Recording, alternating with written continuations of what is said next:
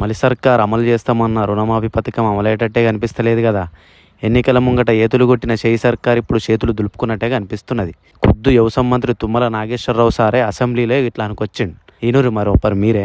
ప్రభుత్వ నిర్ణయం మీకు ఇప్పుడు ప్రత్యేకంగా చెప్పదలుచుకున్నది ఏంటంటే, ప్రభుత్వ నిర్ణయం 2 లక్షల వరకు ఉన్నటువంటి రుణమాఫీ 2 లక్షల పైన లేదు. అగో విన్నరా, వ్యవసాయ మంత్రి తుమ్మల నాగేశ్వరరావు సార్ ఏమంటుండో. అయ్యా తుమ్మల సారు, మరి ఇదే ముచ్చట ఎన్నికల ముంగట చెప్తే కూడా మంచిగానే ఉండు కదా సారు. మొన్నటిదాకా మురిపిస్తిరి అర్పిస్తిరి అన్నట్టు పుటకో మాట మార్చుకుంటా విడతల వారీగా అమలు చేస్తాం, ఇది చేస్తాం, అది చేస్తామని ఏతులు కొడుతిరి. ఇప్పుడు చేతులు లావడితే ఎట్లా అన్నట్టు సారు? అయినా మీ షెయి సర్కార్ ఏలువడిలోకి వచ్చినాక 100 రోజుల్లోనే 6 గ్యారెంటీలు అమలు చేస్తాం, అన్నదాతలకు రుణమాఫీ చేస్తాం, కౌలు రైతులకు ఇందిరమ్మ ఆత్మీయ భరోసా ఇస్తాం, అమ్మలక్కలకు నెలకు 2500 ఇస్తాం అనుకుంటా ఏతులు కొడుతిరి. ఇక ఇప్పటి వరకు ఏడేసిన గొంగడి ఆడనే అన్నట్టు ఏలువడిలోకి వచ్చి ఇన్ని దినాలైనా ఏం అమలు చేయకపోతిరి.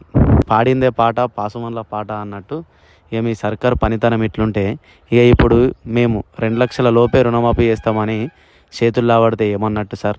ఇక చేస్తారు అగ చేస్తారని అన్నదాతలందరూ పిట్టకు పెట్టుకొని ఎదురు చూస్తే ఇప్పుడు వాళ్ళ నోట్లో మన్ను కొట్టబడతారు.